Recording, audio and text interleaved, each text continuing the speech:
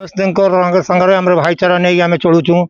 हिंदू लोकंर जो बड़ी कार्तिक मासरे माने निष्ठार पर्व पालन कर रमजान मासरे आम मुस्लिम भाई माने से भाया निष्ठार भाव में आम से पर्वटा को पालन करुचु।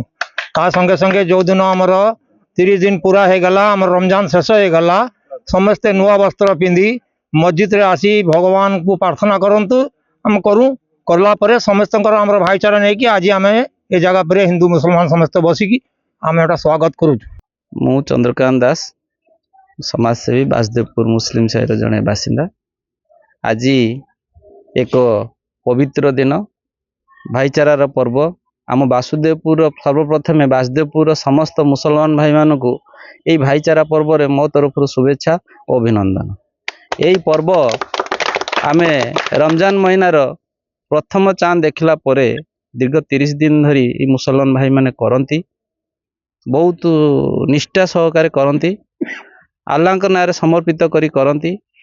ईद पर्व खुशीर पर्व उल फितर जो दिन कह जाए ईद उल फितर जो दिन 30 दिन पूरी जाए से दिन आमर उपास मास भांगी खुशी रे समस्ते नुआ वस्त्र पिंधि ये पर्व टी पालन करूँ। समस्त परस्पर को आलिंगन करती आउ ये पर्वर खासियत हूँ गरीब लोक मान बहुत सहायता करा जाए।